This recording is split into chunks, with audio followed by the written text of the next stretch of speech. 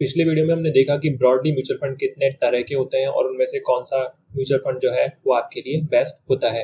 ये डिसाइड करने के बाद जो मार्केट में वैरायटी ऑफ ऑप्शंस अवेलेबल हैं उनमें से कौन सा ऑप्शन आपके लिए सही है, कौन सा म्यूचुअल फंड आपके पर्पस को फुलफिल करेगा, ये हम इस वीडियो में डिस्कस करेंगे। देखिए, जनरली जब हम म्यूचुअल फंड्स में इन्वेस्ट करते हैं तो वो एक लॉन्ग टर्म के लिए इन्वेस्टमेंट होता है, जहाँ पे 3 साल, 5 साल, 10 साल, 15 या 20 से 25 साल तक हम इन्वेस्टमेंट करते हैं। ऐसे में आपका पैसा गलत जगह ना फंसे, यही मेरा पर्पस है, इसलिए इस वीडियो को जरूर देखिएगा। ज़्यादातर लोगों को मैंने देखा है वो लोगों की एडवाइस के ऊपर या किसी कंपनीज की एडवाइस के ऊपर या टिप्स के ऊपर जो है अपना इन्वेस्टमेंट किसी भी म्यूचुअल फंड से जोड़ लेते हैं। लेकिन आपको समझना चाहिए, जब आप खुद अपने बेसिस के ऊपर, अपनी रिसर्च के ऊपर कुछ छोटे छोटे पॉइंट्स को ध्यान में रखकर अगर आप अपना इन्वेस्टमेंट करेंगे तो आप में कॉन्फिडेंस ज़्यादा होगा और आप मार्केट के अप्स एंड डाउन्स के अंदर अच्छे से सर्वाइव कर सकेंगे। इसलिए आपको इन पॉइंट्स को जरूर समझना चाहिए। तो वीडियो की शुरुआत करते हैं। आप सभी का वीडियो में स्वागत है। तो बढ़ते हैं अपने पहले पॉइंट के तरफ। सबसे पहले हम बात करेंगे एक्सपेंस रेशियो के बारे में। एक्सपेंस रेशियो जो है हर म्यूचुअल फंड के लिए अलग अलग होता है, जिसमें बेसिकली वो अपने ऑपरेटिंग एक्सपेंसेस, मार्केटिंग, डिस्ट्रीब्यूशन से रिलेटेड जो भी उनके खर्चे होते हैं उन सभी खर्चों को वो चार्ज करते हैं। यानी जो भी म्यूचुअल फंड कमा रहा होता है उस अपनी कमाई में से, उस अपनी इनकम में से एक पर्टिकुलर परसेंटेज वो चार्ज करता है एज एक्सपेंस रेशियो। मैंने यहाँ पे एक स्क्रीनशॉट लिया है, आप देख सकते हैं। उसके अंदर यहाँ देखिए, ये एक म्यूचुअल फंड का स्क्रीनशॉट है जहाँ पे आपने देखा एक्सपेंस रेशियो है 0.94%। मतलब ये जो भी पैसा कमा रहे हैं उसमें से 0.94% जो है वो अपने एक्सपेंसेस के लिए चार्ज करते हैं। उसके बाद जो पैसा है वो डिस्ट्रीब्यूट कर देते हैं। तो एक्सपेंस रेशियो जितना कम होगा उतना ही आपके लिए बेनिफिशियल होगा, तो ये आपको कंसिडर करना चाहिए। उसके बाद आता है AUM। AUM का मतलब है असेट अंडर मैनेजमेंट। मतलब एक म्यूचुअल फंड कितने बड़े अमाउंट को एज इन्वेस्टमेंट हैंडल कर रहा है उसे हम AUM कहते हैं। जितनी होल्डिंग्स उनके पास होगी उसे हम AUM कहते हैं। उसे भी आप इस स्क्रीनशॉट में देख सकते हैं, जैसे यहाँ पे लिखा हुआ है कि 14,769 करोड़ रुपए यहाँ पर जो ये म्यूचुअल फंड है वो हैंडल कर रहा है। तो जितना बड़ा अमाउंट होगा, इसका फायदा ये होता है कि जितना बड़ा AUM होगा, जितना ज्यादा असेट का बेस किसी म्यूचुअल फंड के पास होगा, उतना ही कम उसका एक्सपेंस रेशियो होता है। क्योंकि जनरली जो इनके एक्सपेंस होते हैं वो लगभग सिमिलर होते हैं, जो थोड़ा साइज के ऊपर वेरी करते हैं। लेकिन हाँ, जैसे जैसे साइज बढ़ता है, जितना इन्वेस्टमेंट ज्यादा आपके पास होगा, उतने ही जो रेशियो है, परसेंटेज जो एक्सपेंडिचर है वो आपके कम होते जाते हैं। तो AUM भी आपको कंसिडर करना चाहिए। उसके बाद अगले पॉइंट की तरफ बढ़ते हैं, वो है एंट्री और एग्जिट लोड। ये बहुत इंपॉर्टेंट हो जाता है। जैसे हमने इसी स्क्रीनशॉट में देखा कि यहाँ पे एग्जिट लोड दे रखा है 1%। हालांकि इसमें एंट्री लोड नहीं है, जो जनरली कईयों में नहीं भी होता है। लेकिन हाँ, काफी सारे म्यूचुअल फंड्स में एंट्री और एग्जिट लोड दोनों ही होते हैं। तो एंट्री और एग्जिट लोड जो है वो NAV के साथ एडजस्ट हो जाते हैं। इसको हम एक एग्जांपल से समझते हैं। मान लीजिए किसी म्यूचुअल फंड की NAV यानी नेट असेट वैल्यू, जो उसकी टोटल असेट्स वो हेल्ड करता है, उसको नंबर ऑफ यूनिट से डिवाइड करने के बाद जो वैल्यू आती है उसे हम NAV कहते हैं। तो मान लीजिए आपने 30 रुपए के ऊपर किसी म्यूचुअल फंड की 30 रुपए की NAV के ऊपर आपने इन्वेस्टमेंट लेना चाहा। तो मान लीजिए वहां पे अगर 1% का अगर एंट्री लोड है तो 1% इसका होता है 0.30।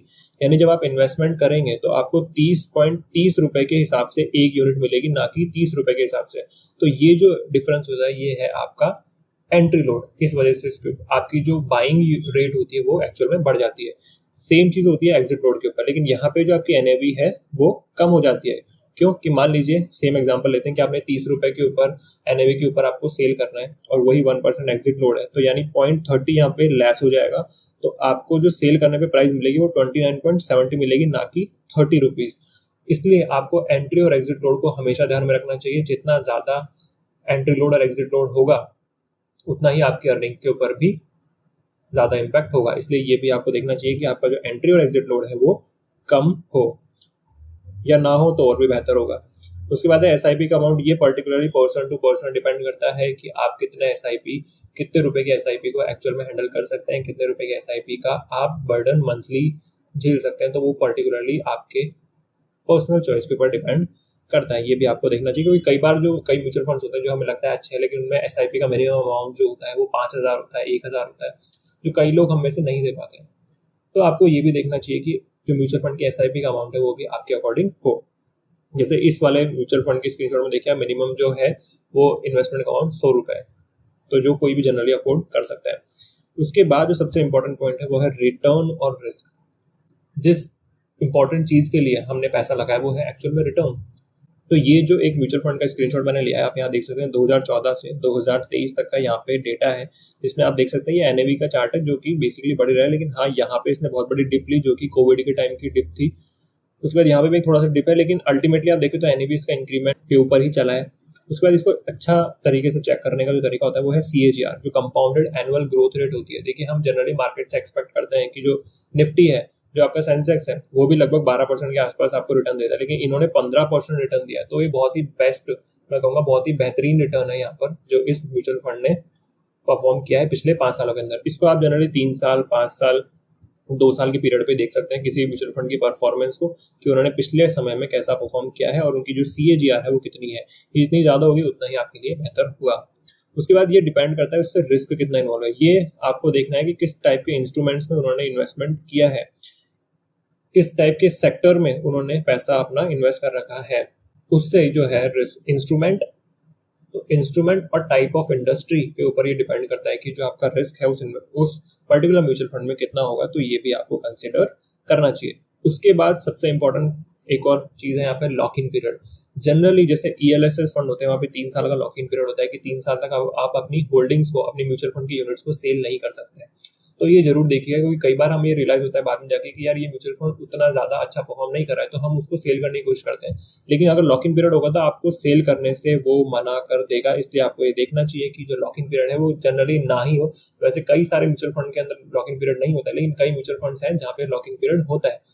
तो आपको ये देखना चाहिए कि लॉक इन पीरियड अगर है तो आपको फिर बड़े ही कॉन्फिडेंस के साथ उसमें इन्वेस्ट करना है।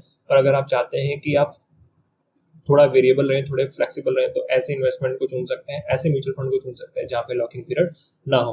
उसके बाद है इन्वेस्टमेंट और होल्डिंग्स। ये तो आपको जरूर देखना चाहिए कि जो आपका अमाउंट म्यूचुअल फंड ले रहा है उससे वो कौन कौन सी कंपनीज में, कौन कौन से सेक्टर्स में इन्वेस्ट कर रहा है, वो आपको जरूर चेक करना चाहिए कि क्या उसमें गवर्नमेंट सेक्टर्स भी इंक्लूड है कि नहीं है, या जो कंपनीज है वो बैंकिंग सेक्टर से है या मैन्युफैक्चरिंग सेक्टर से या इंफ्रास्ट्रक्चर सेक्टर से है या फिर FMCG सेक्टर से, कौन से सेक्टर से रिलेटेड उसमें कंपनीज है जहाँ पे उन्होंने इन्वेस्टमेंट किया है, कौन से टाइप के इंस्ट्रूमेंट्स में उन्होंने इन्वेस्टमेंट किया है, फिक्स रेट वाले इंस्ट्रूमेंट्स हैं या वेरिएबल रेट वाले इंस्ट्रूमेंट्स हैं जैसे इक्विटी शेयर्स हैं, तो किस में उन्होंने इन्वेस्टमेंट किया है, ये भी आपको देखना चाहिए।